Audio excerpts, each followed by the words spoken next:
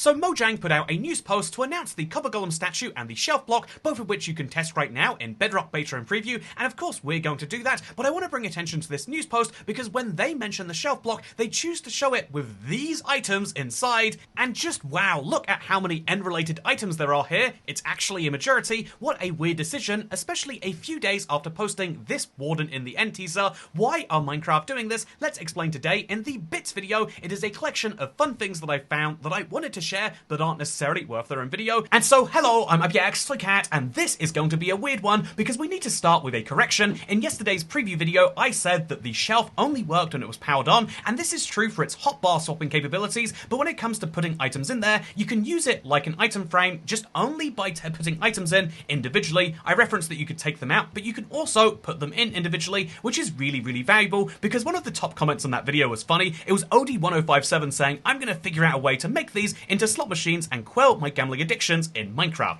This was a fun joke that it used to be stuff like that would take like days and weeks for people to work out, but it turns out that literally it took an hour after this comment for someone to work out that like, oh yeah, you could actually put banners in there, and unlike maps, they'll display themselves, which means you can make text like the shop very easily. Then it took an hour from that discovery for someone to go, wait a minute, what if instead of putting text on the signs, we put gambling icons, and boom, slot machines in Minecraft. It took 2 hours for the Minecraft community. Wow, don't we have a gambling problem? So that is the first thing I'd like to bring up. The second thing I'd like to mention is Copper Golem statues.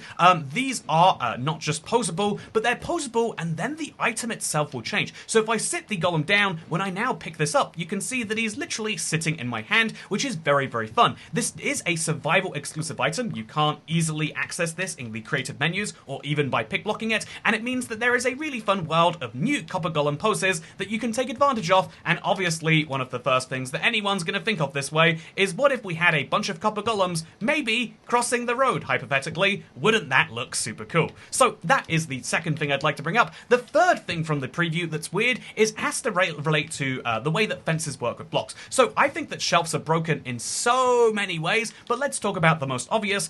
They basically don't know if the game treats them like they're full blocks in so many odd ways, the first of which is how fences deal with them. Fences will connect to full blocks just like they will to other fences, and so right now, fences will connect to the side of a shelf, which already doesn't make much sense, you can see, but they'll also connect to the wrong side of a shelf, meaning that you can literally be standing here and there's still fence bits jutting out. Very, very strange, but also you can put redstone on top of these, and also you can put item frames with maps on any of the sides you like. This is kind of cool for the shelf. It's also worth mentioning that if you want to, you can have items hanging down from the shelf. So here is me hanging a lantern from the top of, amazingly enough, hanging a lantern from the bottom of the shelf that is unconnected, but also then putting redstone on top. Yeah, this could do with a bit of work, but also you can use this map technique on Copper Golems. So this is something I want to give credit to this Reddit post for. It was someone showing off that you could actually have a map room with maps along the ground and then use the Copper Golems, because they are blocks as well as items. You could use the Copper Golem and you could surround them with item frames and put things on top of them so that your map will have this little top bit jutting out. In this case, it tells me like, oh yeah, I should go to here because that's where it is on the Copper Golem. Although by changing the pose of the Copper Golem, we'll remove this guy real quick. By changing the pose of the Copper Golem, you can change the height and the position very, very slightly, which is fun. So in this case, I'm pointing to the ocean, which is probably a better place to be pointing if I'm being honest, but isn't that incredible? Yes, I think it is. Speaking of incredible changes to the Bedrock version of Minecraft, did you know the Bedrock user interface is always changing, even outside of major updates? And so when I got this post on the RIBX Toycat subreddit of a new button on the Bedrock marketplace, I assumed that this was just A/B testing, but as it turns out, it's a bit more complex than that, because if we go into our marketplace right now and we go to flat lucky block, you can see that there is no about or notes button, but if we go to ultra flat survival, which just had an update yesterday, you can read about the regular about, but instead of the notes being hidden behind read more and you having to only learn about the most recent update, now you can go to notes and you can read about update 1.0.10. This means that you can see maps that have a bunch of updates and the notes that have happened for each of those. So RL Craft just came out and it'd be cool to learn about what's going to happen in its future updates, and you can do precisely that for say Realism VFX 1.2, where you can learn about not just 1.2, but also 1.1. Even more confusingly than this, though, you can see that there is a version number which doesn't match up with any of that. I mean, I decided to look at, my map that I think might be one of the most updated pieces of content on the marketplace. I update this every year since I originally created this, so the Let's Play world has lots of updates, but if you go to notes, you can only learn about the most recent update, which was in, I'm gonna guess, based on 1.20, 1.40, around November of last year. So for about a year now, updates have been stored in the Minecraft system, and you can see any of these updates when you check out a piece of content. I think this is really great personally, and I hope that this is something that gets continued. I don't understand the version numbering. I've never called this 1.0.37, and I don't know where Mojang got that number from, but I think it's really cool that you can see on the marketplace what notes, what updates have come to something, because although some pieces of content are made and then you're going to download it, play it once and forget about it,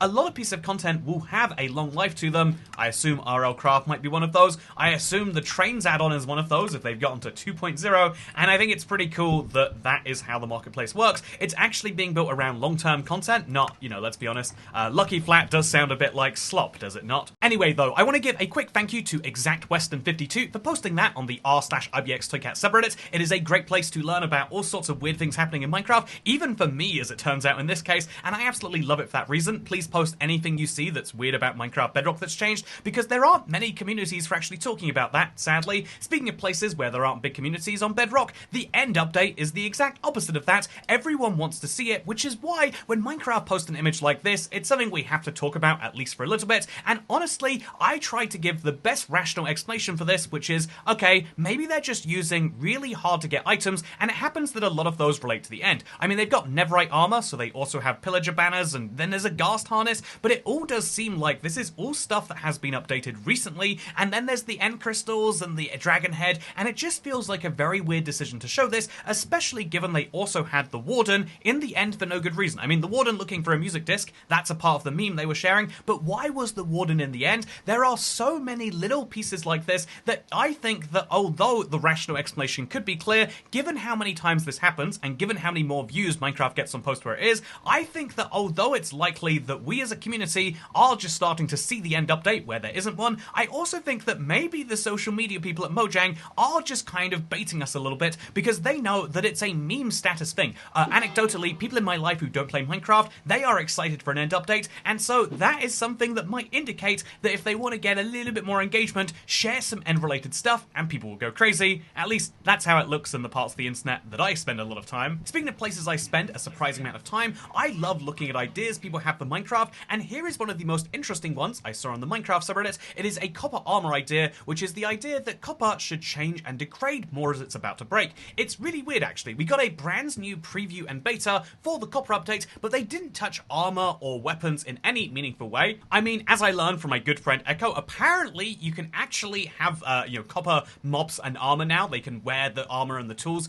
which is very, very quirky in my opinion. But outside of that, they haven't made any functional changes to the end user, which is very, very interesting. Speaking of interesting, I saw this fun suggestion, which was copper minecarts, not rails. In other words, a lot of people have been saying, well, obviously now we shouldn't be making powered rails out of gold, it should be copper, but actually a far more fun idea is making copper minecarts, and this solves the big complaint that you can't update minecarts, despite Mojang have literally putting all of the infrastructure in place. The argument is you can't change minecarts because existing rails would be ruined. By having two separate minecarts, one which kind of sucks like the current one does, and a copper minecart which goes at least the console edition speed, maybe even faster, you could have a lot of great things be solved, and that is one of the great ideas that I love. Good job, Beeper Beeper 5. It's a silly little meme to describe it, but I like it a lot regardless. And speaking of silly memes, I've been covering Flock of Meese and the fact that they've been working on a Minecraft voxel engine for the GameCube, and they've now gotten a better render distance on that GameCube engine than they do in the Bedrock edition. They say it's 128 chunks, and as you can see, it does kind of look incredible, and I just wanted to point this out partially because I love sharing progress updates on this,